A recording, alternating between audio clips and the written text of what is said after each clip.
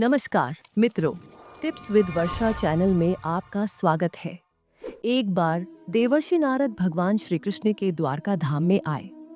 भगवान श्री कृष्ण हमेशा की तरह बड़े प्रेम और आदर के साथ नारद मुनि का स्वागत करते हैं।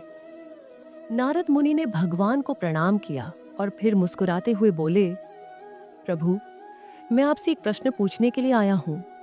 कृपया मेरे जिज्ञासा को शांत करें। भगवान श्री कृष्ण मुस्कुराते हुए बोले, देवर्षि नारद, तुम्हारे प्रश्न हमेशा दिलचस्प होते हैं। पूछो, मैं अवश्य उत्तर दूंगा। देवर्षि नारद मुनि बोले, प्रभु, जब कोई भक्त पूरे मन से आपकी आराधना करता है और आपसे कुछ मांगता है, तो आप उसकी इच्छाओं को तुरंत पूरा क्यों नहीं करते? आप तो सर्वशक्तिमान और कृपालु हैं। फिर भी भक्तों को प्रतीक्षा क्यों करनी पड़ती है? भगवान श्री कृष्ण यह सुनकर मंद मंद मुस्कुराए।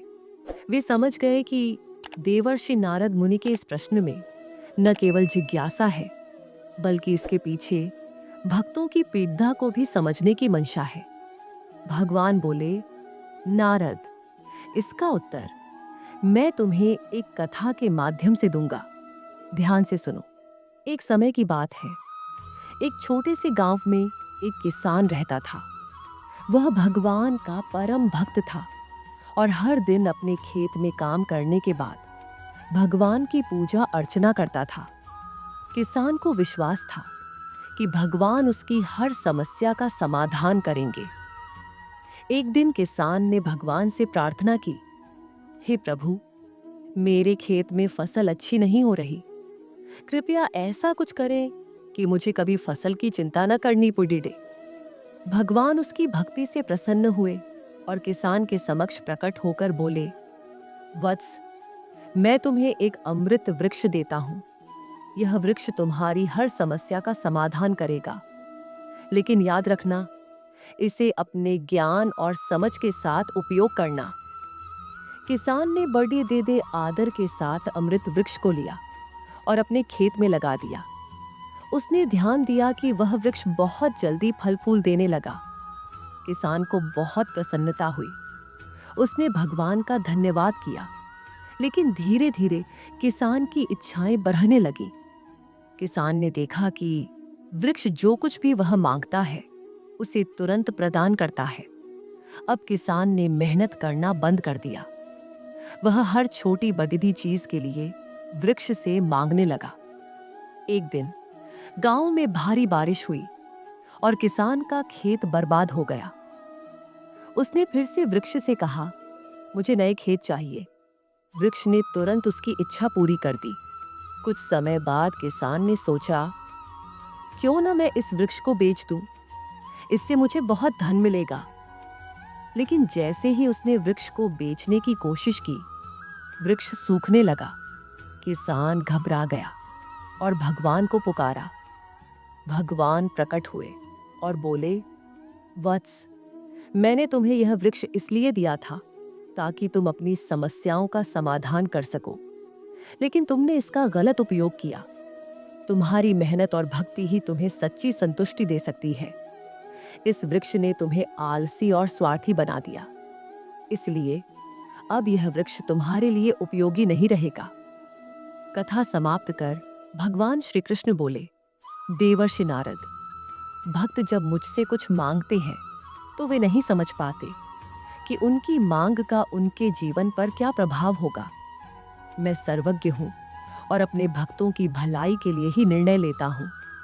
कभी कभी भक्त जो मांगते हैं, वह उनके लिए सही समय पर देना आवश्यक होता है। अगर मैं तुरंत हर किसी की इच्छाएं पूरी कर दूं, तो वे अपनी मेहनत और भक्ति का महत्व भूल सकते हैं। देवर्षि नारद मुनि यह सुनकर समझ गए कि भगवान की हर कृपा के पीछे एक गहरा अर्थ छिपा होता है। उन्होंने भगवान को प्रणाम किया और बोले, प्रभु, आपकी लीला अद्भुत है। अब मैं समझ गया कि आपकी कृपा और समय का महत्व कितना अनमोल है। भगवान श्री कृष्ण मुस्कुराए और बोले, देवर्षि नारद, यह सत्य है कि मैं अपने भक्तों की हर प्रार्थना सुनता हूँ, लेकिन मैं उन्हें वही देता हूँ जो उनके लिए सही और उचित हो। मैं केवल उनकी तत्काल इच्छाओं को नहीं देखता, बल्कि उनके संपूर्ण जीवन और आत्मा के विकास को ध्यान में रखता हूं। देवर्षि नारद मुनि ने प्रसन्न होकर कहा, प्रभु, आपने मेरी जिज्ञासा का समाधान कर दिया।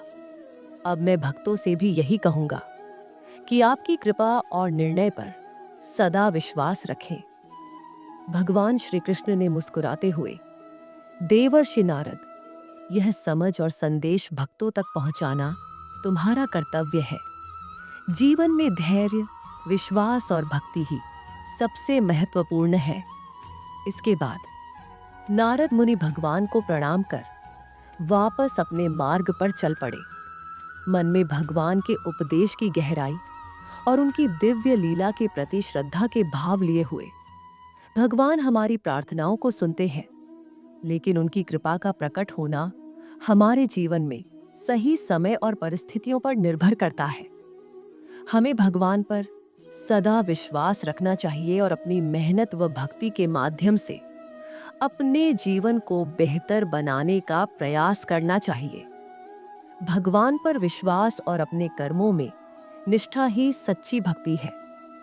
यह कथा हमें सिखाती है कि भगवान हर समय हमारे साथ हैं। वे हमारी हर प्रार्थना को सुनते हैं, लेकिन उनका निर्णय हमारी भलाई और आत्मा के विकास के लिए होता है। कभी कभी हमारी प्रार्थनाओं का उत्तर तुरंत नहीं मिलता, लेकिन इसका मतलब यह नहीं है कि भगवान हमारी चिंता नहीं करते। जीवन में धैर्य रखना, मेहनत करना और ईश्वर की लीला पर भरोसा बनाए रखना आवश्यक है। कठिनाइयां हमें मजबूत बनाती हैं और हमारे विश्वास की परीक्षा लेती हैं। भगवान हमें वही देते हैं जो हमारे लिए सर्वोत्तम है, वह भी सही समय पर।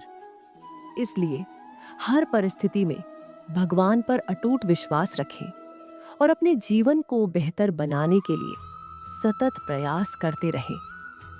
यही जीवन का सत्य है और यही सच्ची भक्ति का मार्ग है। आशा करती हूँ कि ये जानकारी आपके लिए उपयोगी होगी। मित्रों, यदि आपको आज का यह वीडियो पसंद आया हो तो कृपया वीडियो को लाइक करें, शेयर करें। अगर आपने हमारे इस चैनल को अभी तक सब्सक्राइब नहीं किया है तो अभी सब्सक्राइब करें और पास में दिए गए बेल आइकन को भी दबा दें। आज के वीडियो में बस इतना ही। फिर मिलेंगे अगले वीडियो में। आपका दिन मंगलमय हो।